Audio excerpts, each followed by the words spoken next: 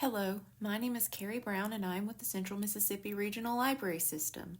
Today I'm going to be reading to you chapters 1 and 2 of Magic Treehouse, Vacation Under the Volcano, written by Mary Pope Osborne. Chapter 1, A Secret Code. Jack reached into his drawer and took out his secret library card. He held the thin piece of wood and ran his finger over its shimmering letters, M.L. "Master Librarian," he whispered. Jack couldn't believe that he and his sister Annie were finally master librarians. He wondered if he should pack a secret card to take on vacation. His family was about to leave for a week in the mountains. Just then, Annie stuck her head into Jack's room. "Want to check the woods?" she asked. Every morning they looked in the Frog Creek woods to see if Morgan Le Fay and her magic treehouse had returned. "We can't," said Jack. "We're leaving soon." "But what if Morgan's there?" said Annie. "What if she's waiting for us?" "Oh, okay," said Jack. "Let's look fast." He grabbed his backpack, he threw in his notebook, his pencil, and his secret library card. Then he followed Annie downstairs. "We'll be back soon," Annie called. "Don't go far," their dad called. "We're leaving in 20 minutes. "Don't worry, we'll be back in 10, said Annie. Right, thought Jack. 5 minutes to the woods and 5 minutes back. Even if Morgan sent them on an adventure, they would return at exactly the same time that they left. Jack and Annie ran out their front door. In the bright morning sunshine, they hurried across their lawn and down the street. "I had a nightmare last night," said Annie. "What was it?" said Jack. "I dreamed fires were burning," said Annie. "Everything was smoky and dark, and the ground was shaking. Do you think it's a warning?" "Nah," said Jack. "Nightmares never come true." They left the sidewalk and headed into the Frog Creek woods. The woods were quiet and peaceful. They walked between sunlit trees until they came to the tallest oak in the woods. "Yay!" said Annie. There it was, the magic treehouse, and Morgan Le Fay was waving from the window. "Hail, master librarians," she said. Jack and Annie bowed playfully. "At your service," said Annie. "Then come on up," said Morgan. They grabbed the rope ladder and started up.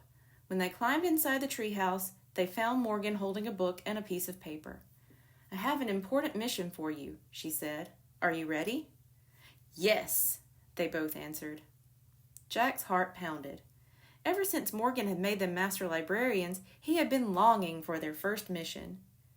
"You know I collect books for Camelot's library," she said. Jack and Annie nodded. "Well, there have been many great libraries lost in history," said Morgan, "and with them we have lost many wonderful stories." "That's sad," said Annie. "It is," said Morgan. "But luckily, with the help of the treehouse and you two master librarians, some of these stories can be saved, such as this one." Morgan showed them the piece of paper. There was strange writing on it. "Vir fortissimus in mundo." "Is that a secret code?" said Jack. Morgan smiled. "In a way," she said. "Actually, it's the title of a lost story. It was written in Latin, the language of the ancient Romans of Italy." "Ancient Romans?" said Jack. He loved anything to do with ancient Romans. "Yes," said Morgan. "This story was in a library in a Roman town. I need you to get it before the library becomes lost forever." "No problem," said Annie. "Do you have your secret library cards?" asked Morgan. "Yes," said Jack. "Good. Do not lose them. The right people will know what they mean," said Morgan.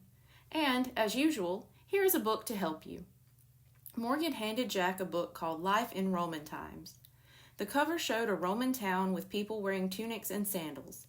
"That looks great," said Jack. "And take this, the name of the story I need," said Morgan.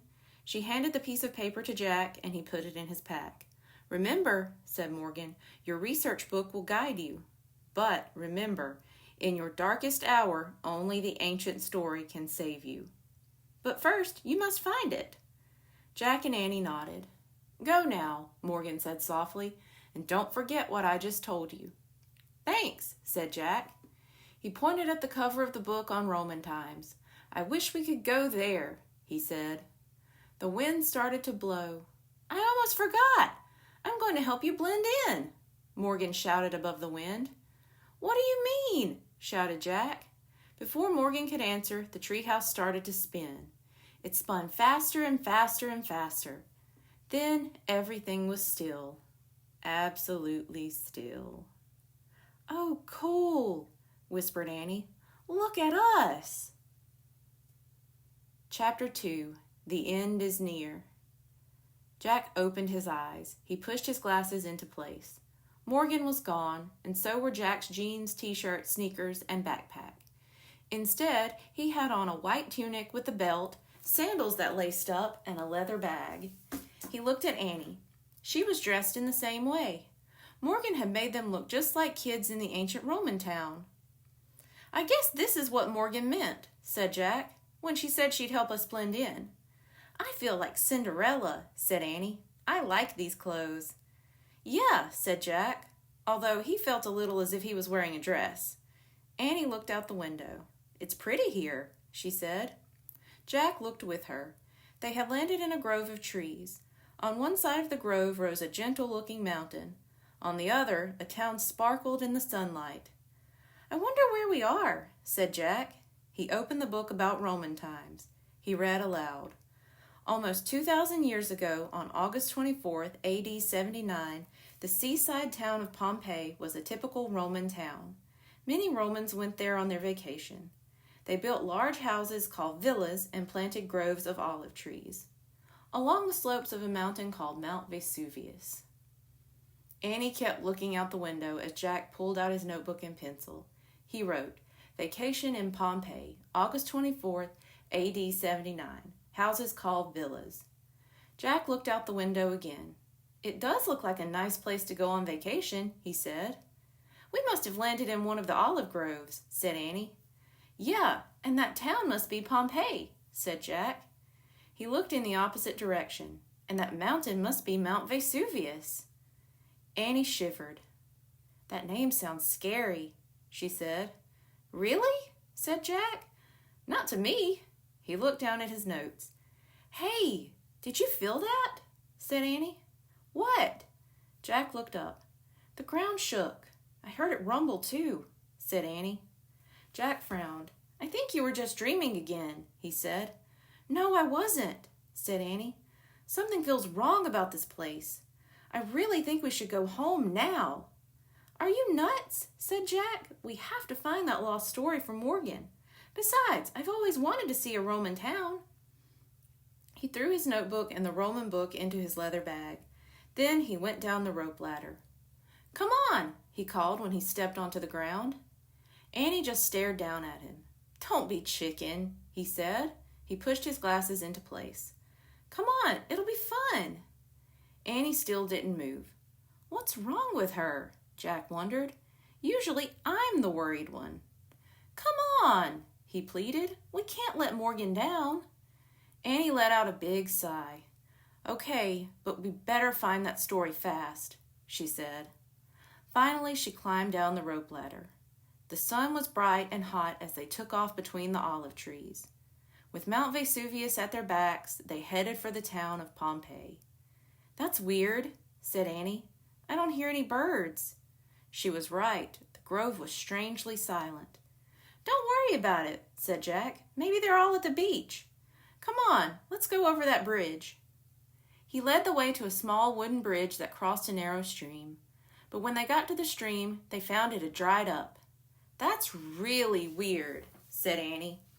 "Don't worry," said Jack. "It just means there hasn't been much rain." They crossed the bridge and stepped onto a busy street. It was paved with stone. People were buying things in the open shops that lined the street. Some looked rushed and busy, others moved slowly.